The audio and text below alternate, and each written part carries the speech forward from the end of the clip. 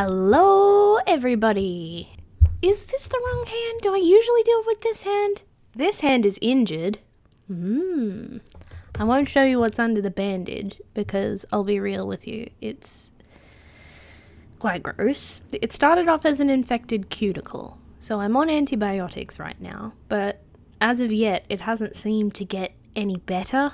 So it's very big and it's very painful under here, which is just lovely. I love it. The best thing in the entire world. It's real feral. Anyway, real feral. I hardly ever say that. I think I'm becoming more and more bogan as the years go on, honestly. And I don't know if this is something that I'm unhappy with or something that I can deal with. I feel like it's okay. I'm okay if I'm bogan. So, oh my goodness, it's been a little while. I realize this has been over a month at this point, for which I very much apologize. But this time of year is busy for everybody, but it's busy for me as well. So we started off with, let's see, what's the first thing that happens? We've got my anniversary with my daddy, so I went away on holiday with him, and that was just lovely. And that's why I have a sunburn, just in case you're wondering. Because I was a silly bean, and I'm always very sun protection. It's the most important thing. Always wear sunscreen, always wear long sleeves. We were only in the pool for about maybe 20 minutes. It was like 26 degrees Celsius outside, and we're both like, oh, it'll be fine, we'll go on a quick dip. And I got just a tiny little bit of a sunburn on my shoulders and on my face, and Daddy got a worse sunburn on his shoulders because he's very, very pale. Sorry, not nice to giggle at a sunburn. But yes, that's why sunscreen's very important, because even if it's overcast, even if there's lots of clouds in the sky, even if it's not even that hot, if you're outside in the sun, there's still UV and you can still get burnt and you can still do damage to your skin, and nobody wants skin cancer. Definitely not. Anyway, what was I talking about sun for? Oh right, we went on a holiday because it's busy at this time of year. So I do have a very special Christmas Triple D in the pipeline, and I'm trying to get that produced before Christmas. That would be ideal, I think. But I've run into a little bit of trouble because part of it is going to be putting up our Christmas tree, but we've stored our Christmas tree in the shed, and yesterday when I went to get it, Daddy said, okay, we're going to have to be very tactical about this because I believe that there are just a lot of spiders in that shed. And I went, why would you tell me this? Right now, before I'm about to go in there, obviously I'm going to be careful anyhow, because if you keep anything in a shed in Australia, of course, it's likely to have spiders live in it. Whatever, they need somewhere to live to. But I would just prefer to not have to touch things that they might be living in, because the spiders might get a little bit angry that I'm moving their house around.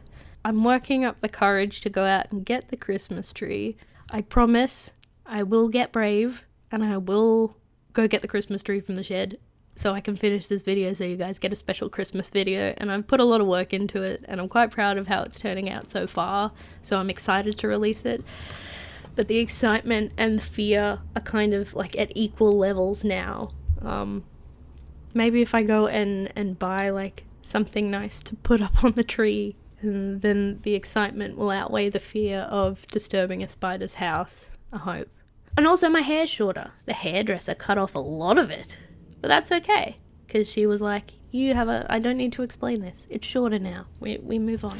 Sorry guys, I have trouble discerning what is like pertinent information to include in stories. So I'm the kind of person who will start a story being like, oh, the funniest thing happened the other day, and the funny thing will be like, I found a $20 note on the ground or something like that, but I'll add in like the color of people that I talk to's shoes and equally nonsense things like that, because my brain just doesn't.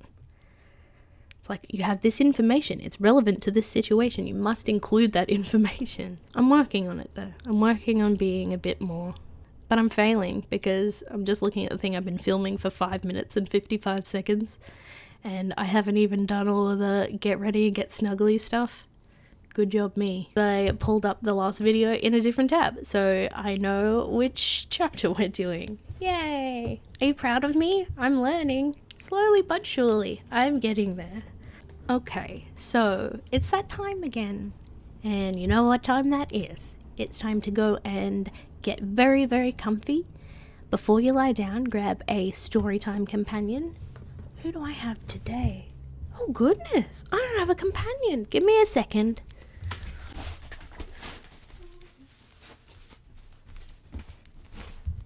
Okay, I got 2 stuffed animals at the same time, and I called one Flora and I called one Fern, and I don't remember if this is Flora or Fern, so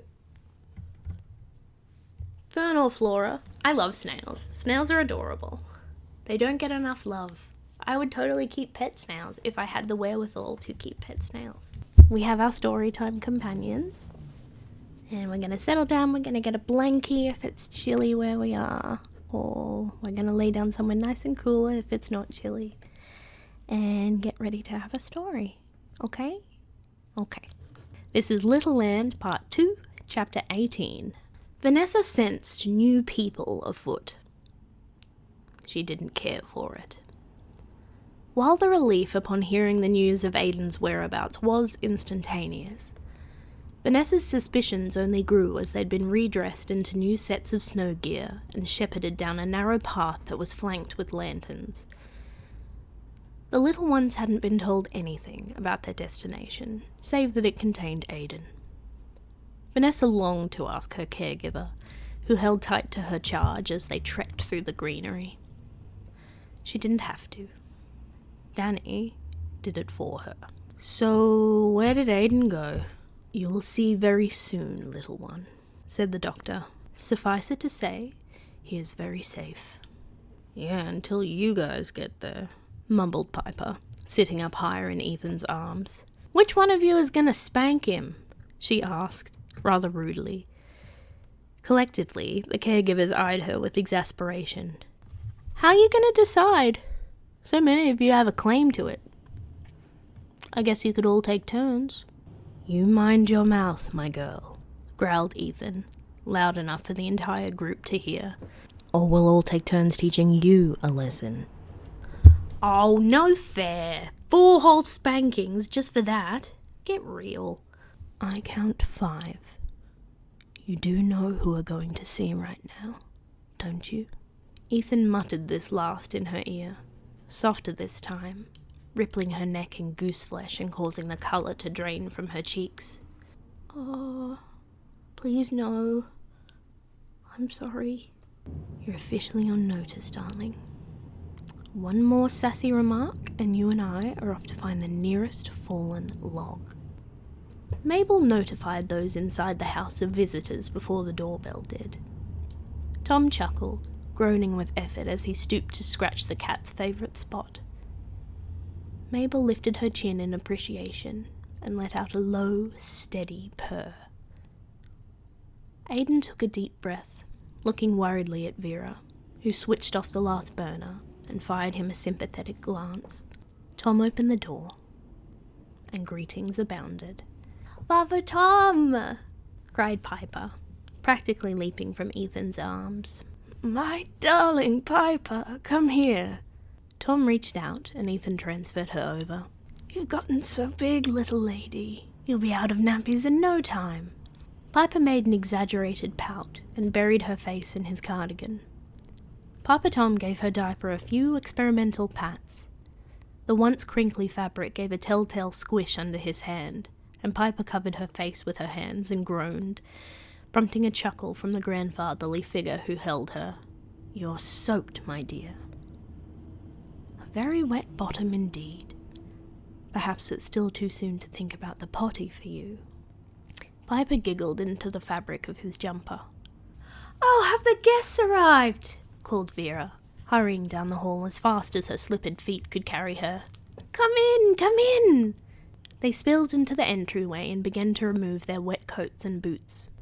"Ah, and we've got some new faces here, eh?" said Papa Tom, tilting his head to peer at them from atop his spectacles. He tucked his thumbs into his suspenders and took a knee in order to look the little ones in the eye, groaning with exertion as he did. And who have we got here? A smile was growing on Danny's face. He lifted a boot as Mickey tugged it free of his foot. He gave the elderly man a cautious wave. Frank clung to the doctor. He'd had an aversion to St. Nicholas for as long as he could remember, and this man's snow-white beard was setting off alarm bells in his head. He shivered, and the doctor began to rub his back. Vanessa, however, felt an inexplicable leap in her chest when she regarded this new man. His eyes twinkled from beneath his bushy white brows. The man exuded an air of comfort. He looked capable of giving deeply satisfying hugs. With his round glasses, beard, and broad stomach, there was no mistaking who he resembled. In Vanessa's opinion, he seemed to radiate a magical warmth that said, "Come here, little one. You're safe with me." The magical feeling was captivating, and Vanessa felt a strange longing to toddle over and see if she'd been correct in her assumption. She remained in place, however, and regarded him with wide, curious eyes. But if he wasn't Father Christmas, at the very least he resembled a grandfather, and Vanessa had never really had one of those. "Hi," whispered Vanessa, keeping a respectful distance. "Well, hello, little lass. What might you be called?" I'm Vanessa," she said, barely audible. "It's very nice to meet you, Vanessa. Most of my little ones call me Papa Tom. Would you like a hug? Or perhaps a hearty handshake?" Vanessa contemplated for a moment, chewing on her lip. She threw an anxious look upward to her caregiver, who responded with an encouraging smile. With shaky hands extending, Vanessa stepped closer. Papa Tom extended his arms in turn and brought her into a warm embrace, patting her back with a single one of his massive paws. Vanessa relaxed immediately, settling into his arms. She'd been correct. The hug was deeply satisfying. "What about you, little man?" he asked Danny, who had been watching the scene with interest. He wasn't yet ready to acknowledge the little pangs of jealousy he'd felt as Papa Tom brought Vanessa close, but he saw no reason to be impolite. My name's Danny, and this is Frank," he said, pointing upwards at his companion, who was currently hiding his face. Danny took a step forward and extended his hand. "It is very nice to meet you, Danny." "Frank." Tom smiled, returning the gesture. Danny noted that Papa Tom's hand was easily twice the size of his, and for the second time that day, a little one resolved to never be on the receiving end of such a hand. As rude as Piper had been in her delivery, it had been a good question. Who would be responsible for Aiden's discipline? Technically, he disobeyed 3 separate authority figures with his forest escapade. Miss Emily was his caregiver, and she'd warned him not to run away. Ethan had given the same warning twice, earlier in the day. Once, when he was instructed to stay with the group, and the second time when he was specifically warned not to go chasing what he'd seen in the forest. Last, and also most complex, was the doctor's claim. Aiden's last incident involving trees had prompted a firm warning from the somber man in black. "If I have to have this conversation about climbing trees or running off with you ever again, you have my promise that you will not sit for 3 days." To Ethan, that seemed the most logical. Being that this was Aiden's second big misdeed, it seemed fitting that the punishment would be multifaceted, and as much respect as he had for Emily as a colleague, he knew that she'd a soft hand and didn't feel enthusiastic about meting out necessary discipline. Perhaps a combination of approaches would benefit the boy. Very well, he would present this option to the staff after lunch. In the meantime, Vera had retreated to the kitchen. Ethan headed down the passage to assist, leaving Piper's lead with Tom. Miss Emily set her jaw and followed him. Aidan sat in a high chair at the far end of the kitchen, a sober expression on his face as he traced some unknown line on a cartoon placemat. Aidan James Phillips. He looked up at his caregiver with wide, remorseful eyes, but Emily's facade did not crack. She crossed the kitchen in what seemed like an instant and stooped to look the little boy in the eye. "First of all, I'm so glad to see you, baby boy. I was worried sick." Aidan's lip trembled. He knew his little adventure had caused a great deal of worry. He also knew that Miss Emily had more to say, so his lip remained buttoned. "And secondly, you are in very big trouble, little man." Miss Emily placed her hands on her hips and straightened her posture, and Aidan crumpled in his high chair, feeling entirely unable to respond. Emily's resolve faded, and she looked to Ethan for support. "Aidan, lad, what did I tell you this morning?" he said, crossing the floor to stand at Emily's side, his arms folded loosely across his chest. Aidan peeked upward, his head still hung. You said whatever it is you're looking at, you're not to run off chasing it." "And I ran off chasing it," said Aidan morosely. "It was a cat," he added, smiling weakly. "Ah, so it was Mabel's fault?" Ethan asked, leaning on the dining table and smiling wryly. Aidan's look of muted shame became stricken with panic, and his head snapped to attention. "No, of course not, it's not her fault," he cried, his lower lip trembling. "She's a good kitty." "Oh, sweetheart, I'm sorry. I was just teasing you. I know she'd never." "Oh," said Aidan, wiping his brimming eyes on his sleeve and letting out a small, embarrassed laugh. "She helped me when I was lost." "So I heard," said Ethan, nodding his head in appreciation. "I'm very glad she did, little man. I don't enjoy imagining what would have happened if she hadn't." "I'm really sorry." "Aidan, honey, look at me, please," Miss Emily said. Aidan called on every ounce of strength he had to force his eyes to lock onto hers. She smiled sweetly, reaching down to stroke his hair. "I'm not angry, sweetheart, but it's very important that you learn why what you did is against the rules. And we'll be teaching you that lesson very soon," Miss Emily said, in her best approximation of a stern voice. Aidan nodded, wiping his nose on the sleeves of his bodysuit. It didn't occur to him until later that she'd used a plural pronoun. "We would be teaching you that lesson." "Yes, ma'am. I'm just real sorry that I scared you. I saw something in the woods, and you both said not to go in there, but I did anyway, and I was gonna come back right away, and then I got lost, and I couldn't find the way back." In an instant, Emily moved to unclip her charge from his chair and heft him up into her arms. She pressed her forehead against his freckled one, and stroked his back with her free hand. There, sweet boy. It's okay. You're safe now. We'll talk more about this in a little while, okay?" "Thank God, Dennis," said Piper, crossing the checker-print linoleum with as much speed as her harness would allow. Papa Tom held firmly to her leash, and he was not known to be quick. "I thought you'd been eaten." Aidan smiled tiredly in Miss Emily's arms. He looked down at Piper and swallowed nervously. "Not yet, anyway." Piper grinned over her shoulder at Vanessa, who waved to Aidan. He returned the gesture. "Nothing out there likes the taste of little boys, Pip," said Granny Vera, nudging the little one out of the way with her hip as she passed with a large steaming soup tureen. "Mabel likes licking toes," Piper pointed out, and Danny laughed in disgust.